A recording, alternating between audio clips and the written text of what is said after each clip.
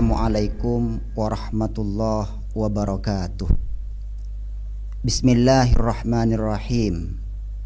Alhamdulillahilladzi ja'ala syahru ramadhana min afdhalis syuhur wa ja'ala as-sha'imina fihi maghfuran lahum dhunubuhum min fadlillahil ghafur. Allahumma shalli ala sayyidina Muhammadin al-qail khairul umuri awsatuha. Aqulu da'iyan wa mutabarri'an ilallahi subhanahu wa ta'ala. Allahumma arinal haqqa haqqa warzuqna ittiba'ah wa arinal batila batila warzuqna ijtinabah wa ibti'ada. Waj'alna mimma yastami'una al-qawla fayattabi'una ahsana. Amma ba'du.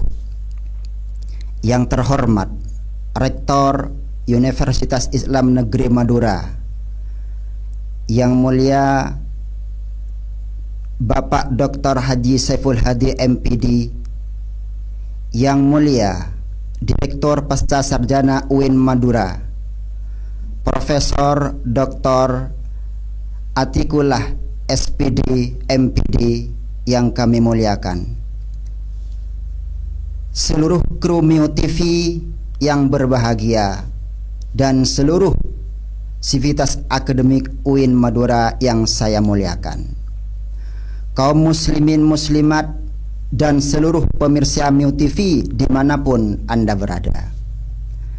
Alhamdulillah wa syukurillah, marilah kita panjatkan kehadirat ilahi Rabbi yang maha agung dan maha suci atas segala nikmat yang telah Ia beri, sehingga pada kesempatan yang baik ini kita dapat melaksanakan agenda yang digelar oleh Mio TV UIN Madura Mahasiswa Berdakwah. Mudah-mudahan momen positif ini semakin meningkatkan keimanan dan ketakwaan kita kepada Allah Subhanahu wa taala. Afdhalus shalah wassalam ala nabiyyina al-adnan, seorang insan penghulu alam, penyibak tabir kegelapan hingga terang gemerlap penuh cahaya Islam. Beliau adalah Nabiul Mustafa wa Rasulul Mujtaba, Nabi besar Muhammad sallallahu alaihi wasallam. Oleh karena itu, di bulan yang suci ini, marilah kita ucapkan kepada beliau, Allahumma shalli ala Muhammad. Kaum muslimin muslimat dimanapun Anda berada, dan seluruh pemirsa Mio TV, bulan Ramadan telah tiba. Ini bukan hanya sekedar bulan yang hanya menahan haus dan dahaga, juga bukan bulan yang hanya mensyiarkan ibadah di sosial media. Akan tetapi ini adalah bulan untuk membersihkan hati, mensucikan jiwa. Allah berfirman dalam Al-Quran, Ya ayyuhalladzina amanu kutiba alaikumus syiyamu kama kutiba alal ladzina min qablikum la'allakum tattaqun. Wahai orang-orang yang beriman, diwajibkan atas kamu berpuasa sebagaimana diwajibkan atas orang-orang sebelum kamu, barangkali kamu sekalian takwa kepada Allah.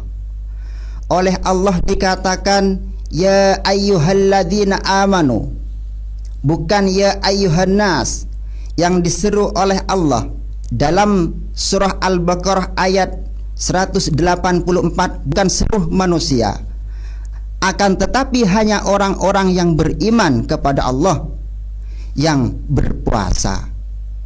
Kenapa saudara-saudara kaum muslimin muslimat pemirsa Mio TV dimanapun Anda berada harus iman kepada Allah kalau mau berpuasa? Karena hanya orang-orang yang diberi hidayah oleh Allah, yang diberi petunjuk oleh Allah, yang iman dan juga takwa kepada Allah. Kita lihat dalam sejarah banyak contoh-contoh orang-orang oleh Allah tidak diberi petunjuk. Bahkan keluarga Nabi pun tidak iman kepada Allah.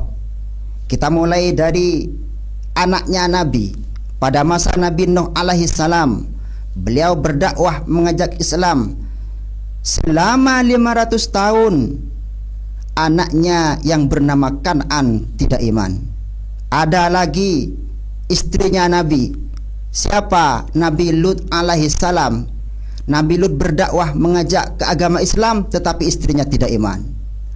Ada juga ayah Nabi, Nabi Ibrahim, dia berdakwah untuk masuk Islam atau mengajak ke agama Islam, tetapi ayahnya sendiri malah pembuat berhala.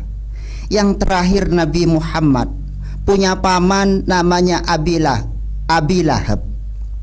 Abi Lahab tidak iman, padahal paman Nabi, dia tidak mengakui kenabiannya Nabi, dia tidak mengakui kerasulannya baginda Nabi. Sementara kita yang hidup di zaman sekarang ini bukan paman Nabi, bukan anak Nabi, bahkan bukan cucu Nabi, tetapi kita iman kepada Allah, iman kepada Rasulullah. Maka kita ini kaum muslimin muslimat yang dirahmati oleh Allah adalah orang-orang yang dianggap beruntung oleh beliau, adalah orang-orang yang dipuji oleh beliau. Apa kata Nabi? Tuba liman ro'ani wa amanabi. Beruntung orang-orang yang melihatku dan iman kepadaku. Tetapi di akhir sabdanya beliau mengatakan tuba liman amanabi wa lam yaroni. Beliau mengucapkan sampai 3 kali tuba summa tuba liman amanabi wa lam yaroni. Kata beliau, sungguh beruntung orang-orang yang iman kepadaku tetapi dia tidak melihatku. Maka iman ini merupakan hal yang sangat penting, saudara-saudara. Takwa merupakan hal yang sangat penting bagi kita umat Islam. Kenapa? Karena orang-orang yang beriman yang kuat mempunyai pondasi. Dia akan bersikap toleran, dia akan bersikap moderat, tidak ekstrim kanan dan juga tidak ekstrim kiri. Inilah pondasi awal bagaimana manusia itu menjadi manusia yang moderat, bagaimana manusia itu menjadi manusia yang toleran. Maka kalau bicara tentang moderat dan toleran, saudara-saudara, ini bukan hanya sekedar program pemerintah, ini bukan agenda institusi tertentu, akan tetapi ini adalah ajaran agama. Bagaimana agama kita mengajarkan tentang moderat, bagaimana agama kita mengajarkan tentang toleran. Kalau kita buka dalam kitab yang dikarang oleh Imam Abdul Karim Al-Qushairi, dalam kitab Ar-Risalah Al-Qushairiyah, ada suatu kisah yang menarik, saudara-saudara. Kalau kita renungi kisah ini, maka kita akan terinspirasi. Bagaimana kisah yang ada dalam kitab tersebut? Suatu ketika ada seorang majusi, ada kalau istilah sekarang itu orang non-muslim. Orang non-muslim bertamu kepada Nabi Ibrahim. Kemudian orang majusi tersebut, ya namanya bertamu, tidak seperti sekarang. Kalau dulu orang bertamu itu berpindah dari satu tempat ke tempat lainnya memang dalam keadaan lapar dan haus. Kenapa? Karena waktu dulu tidak seperti zaman modern sekarang. Tidak ada toko, tidak ada minuman dan makanan di jalan. Beda dengan sekarang. Kalau sekarang kan kalau orang itu pergi ke suatu tempat, ke rumahnya kiai semisal, maka sebelum berangkat dia bisa saja sarapan dulu karena sungkan kalau makan di dalamnya kiai. Akan tetapi pada waktu itu orang majusi tersebut bertamu ke rumah Nabi Ibrahim. Apa yang terjadi? Singkat cerita begini, Nabi Ibrahim mau memberikan makanan, mau memberikan jamuan kepada majusi tersebut, tapi dengan syarat orang majusi tersebut harus masuk Islam. Wahai orang majusi, kata Nabi Ibrahim, saya akan memberikan Anda makanan, saya akan memberikan Anda sesuap nasi kalau seperti sekarang, tetapi dengan syarat Anda harus iman dulu, Anda harus masuk Islam dulu. Lalu orang majusi tersebut putus asa, kaum muslimin. Orang-orang majusi tersebut keluar dari rumahnya Nabi Ibrahim. Keluar. Lalu apa yang terjadi? Nabi Ibrahim ditegur oleh Allah Subhanahu wa taala. Apa kata Allah? Wa fa'auha dalam kitab Ar-Risalah Al-Qusaidah itu disebut fa'auha ilaihi. Lalu Allah berwahyu kepada Nabi Ibrahim. Apa kata Allah? Kan orang tersebut, saudara, orang Majusi tersebut usianya sudah 50 tahun. Sudah 50 tahun. Kata Allah kepada Nabi Ibrahim, "Ya Ibrahim, mundu khamsinah sanatan nut'imhu ala kufrihi." Selama usia 50 tahun saya memberi makan kepada orang Majusi tersebut tanpa memberi syarat untuk masuk Islam, sementara kamu yang hanya mau memberi sesuap nasi kepada orang Yahudi itu mensyaratkan masuk Islam. Akhirnya Nabi Ibrahim tersentak karena ditegur oleh Allah Subhanahu wa taala. Lalu Sayyidina Nabi Ibrahim mencari kemana orang Majusi tersebut pergi. Akhirnya orang Majusi dicari, kemudian ditemukan. "Wahai orang Majusi, silahkan kembali lagi ke rumah saya." Wahai Nabi Ibrahim, kenapa Anda melakukan demikian? Karena saya ditegur oleh Allah. Setelah orang Majusi tersebut tiba di rumahnya Nabi Ibrahim, akhirnya diberikan jamuan, diberikan makanan. Maka orang Majusi tersebut setelah melihat keagungan agamanya Allah, langsung berkata, "Wahai Nabi Ibrahim, saat ini saya menyaksikan keagungan agamamu. Saat ini saya menyaksikan kelembutan sikap Anda. Maka mulai hari ini saya bersaksi, demi Tuhan yang menciptakan langit dan bumi, saya mengikuti agama Anda.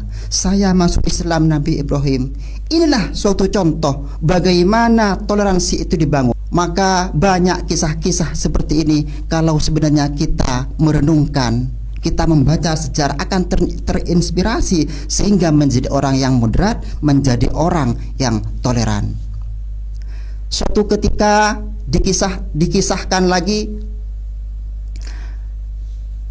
dulu Sayyidina Ali pernah kehilangan baju besinya. Baju besi tersebut dicari oleh Sayyidina Ali. Ditanyakan kepada Sayyidina Hasan dan Husain, tidak ada. Ternyata baju besi tersebut ada di tangannya orang Yahudi. Kalau sekarang orang non-Muslim di pasar. Ternyata setelah baju besinya ada di tangan orang Yahudi, diambil dan dipinta oleh Sayyidina Ali. Tidak dikasihkan, tidak diberikan oleh orang Yahudi tersebut. "Ini baju saya," kata orang Yahudi. Sayyidina Ali yang pada waktu itu adalah khalifah, seandainya mau menjadi orang yang diktator bisa saja, tetapi Sayyidina Ali tidak melakukannya. Apa yang dilakukan oleh Sayyidina Ali? Sayyidina Ali mengajukan kepada hakim, kalau istilah sekarang kepada pengadilan negeri, yang pada waktu itu hakimnya adalah syurah, yang syurah ini dilantik oleh Sayyidina Ali. Kemudian singkat cerita, Sayyidina Ali bersidang. Dihadirkanlah ke depan hakim, yang hakimnya itu syurah, orang Yahudi yang mengambil baju besinya Sayyidina Ali. Kemudian Sayyidina Ali juga dihadirkan. Singkat cerita, dalam persidangan tersebut Sayyidina Ali ditanyakan oleh hakim, "Wahai Sayyidina Ali, kira-kira apa saksi dan buktinya sehingga baju tersebut miliknya Anda?" Oleh syurah ditanyakan. Kemudian Sayyidina Ali berkata, "Saksinya adalah anak saya, Hasan dan Husain." Karena hakimnya ini memakai kaidah usul fikih. Dalam usul fikih itu tidak boleh saksi dari satu keluarga, maka tidak diterima. Sayyidina Ali mengajukan argumen, "Wahai hakim, Rasul pernah berkata bahwa Hasan dan Husain itu adalah pemudanya ahli surga, Sayyidah ahlil jannah. Mereka berdua adalah gustinya pemudanya ahli surga." Mengatakan argumen tersebut, Sayyidina hakim tidak menerima dengan argumen Sayyidina Ali. Singkat cerita, putusan hakim yang dipimpin oleh syurah, baju besi tersebut dimenangkan oleh orang-orang Yahudi. Kemudian bi'aunillah, dengan pertolongan Allah, apa yang terjadi? Orang Yahudi mendapatkan hidayah. "Wahai Sayyidina Ali, wahai Bapak Hakim, hari ini saya menyaksikan keadilan yang betul-betul ditunjukkan oleh agama Anda. Hari ini hati saya tersentuh, maka mulai saat ini saya bersaksi bahwa asyhadu an la ilaha illallah wa asyhadu anna Muhammadar Rasulullah. Saya bersaksi bahwa tiada Tuhan selain Allah dan Nabi Muhammad adalah utusan Allah. Orang Yahudi tersebut masuk Islam. Kenapa? Karena kelembutan akhlak, sikap yang moderat, keadilan dari hakim yang pada saat itu meluluhkan hatinya orang-orang Yahudi. Maka dari kisah ini sudah cukup bagi kita bagaimana di bulan suci ini kita introspeksi, bagaimana kita meningkatkan moderasi, bagaimana kita meningkatkan toleransi. Karena toleransi dan moderasi merupakan hal atau merupakan pilar untuk diperjuangkan tidak hanya oleh negara tapi juga merupakan ajaran oleh agama kita. Kaum muslimin muslimat, pemirsa Mio TV dimanapun Anda berada, mudah-mudahan ceramah singkat ini dapat bermanfaat bagi kita. Dan dari Al-Fakir kurang lebihnya mohon maaf. Hadanallahu wa iyyakum ila siratil mustaqim. Assalamualaikum warahmatullahi wabarakatuh.